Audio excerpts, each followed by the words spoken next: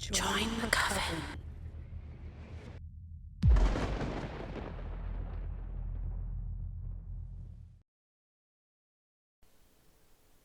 The Gargoyles were supposed to protect us, but now I know the truth. A story written by PyroGirl18. Windrip, Massachusetts has always been a peculiar town.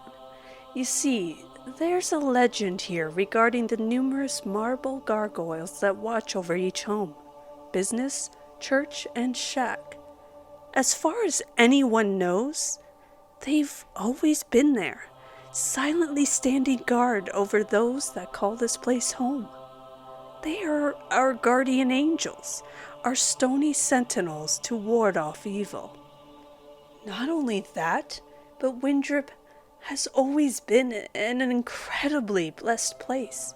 Nothing really terrible ever happened here. Crime was non-existent. No one fell upon financial hardships.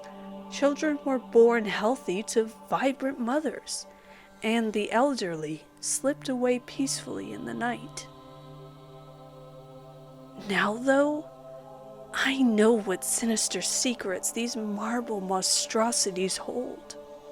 My name is Spencer, and I've been a janitor for the past 5 years since I graduated from Windrip High.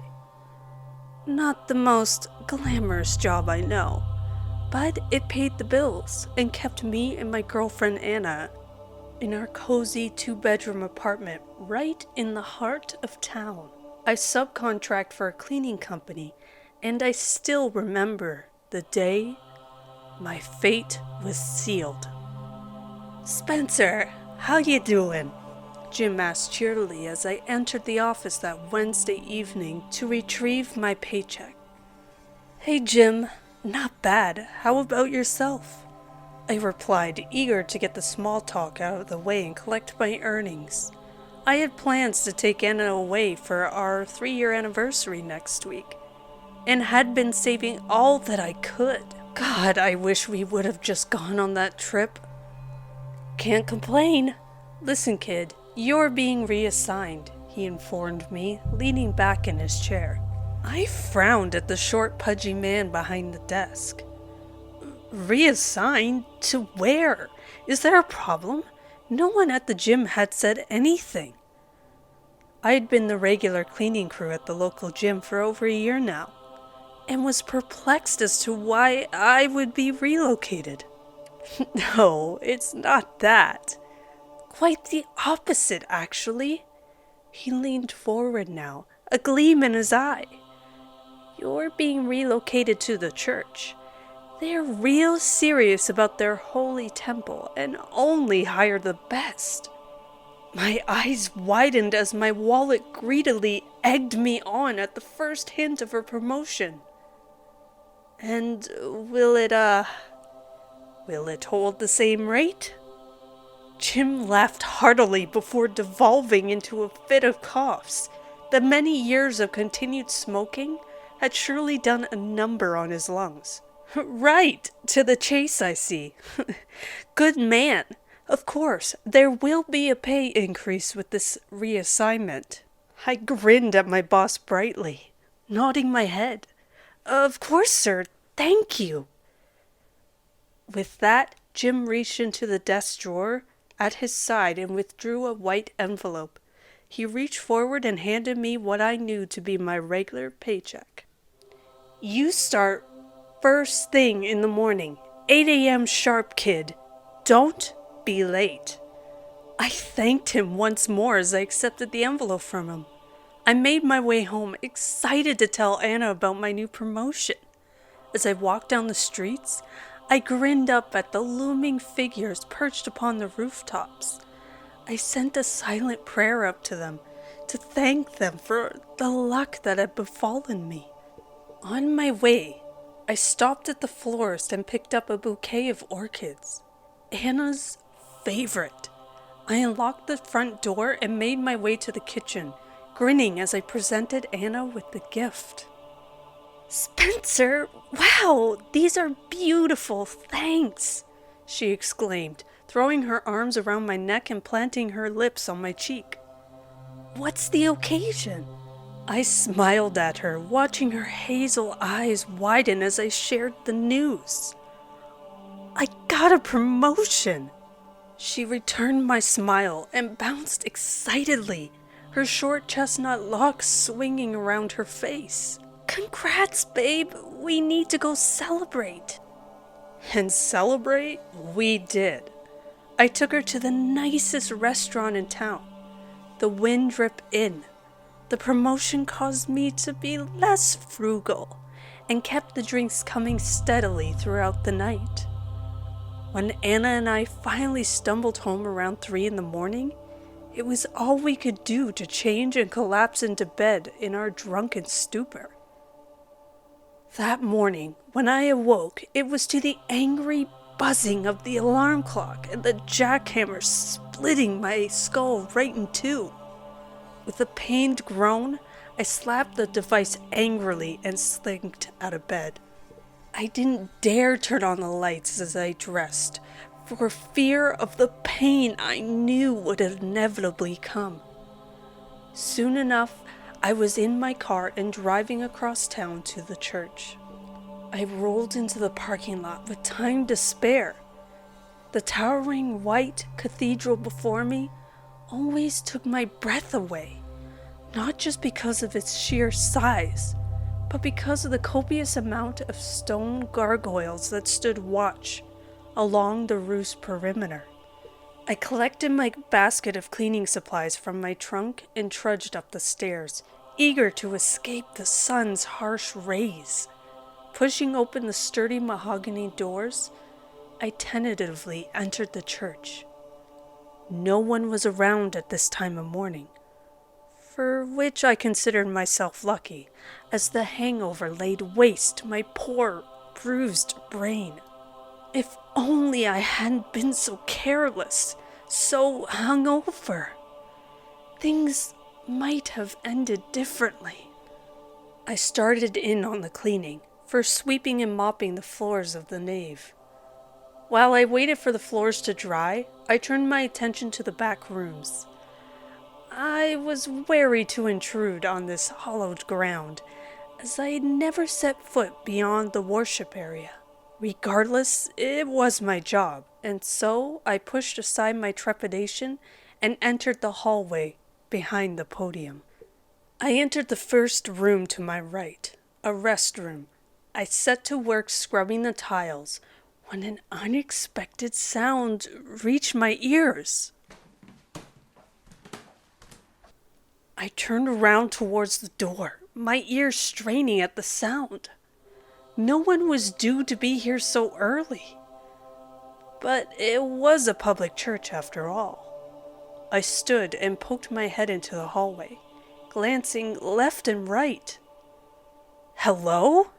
I called. Receiving no response, I shrugged and went back to my task. It was an old building, bound to make the occasional creak or groan. I began cleaning the toilets, my least favorite portion of the job. I frowned and rose to my feet once more, marching out into the hallway. "Is someone there?" I called. I jumped in surprise at the loud sound that echoed down the hallway from the nave. With a huff, I strode down the hall and back out into the main area. I searched the cavernous room for any sign of another presence, turning up empty.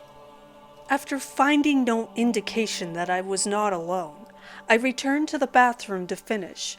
I retrieved the glass cleaner and clean rag from my basket of supplies and began cleaning the mirror above a sink. In the reflection as I wiped away the cleaner, I could see the open door leading to the hallway behind me. As I wiped the last of the cleaner from the now sparkling mirror, I saw a dark figure dart past the entrance to the room. I cursed under my breath as I dropped the bottle of cleaner from my hands, startled by the presence I had seen. I whirled around and raced out of the bathroom, searching for the figure I had seen. I turned to my right and saw the shadow turn the corner at the end of the hall, farther into the church. It moved so quickly, I could almost convince myself my eyes were playing tricks on me.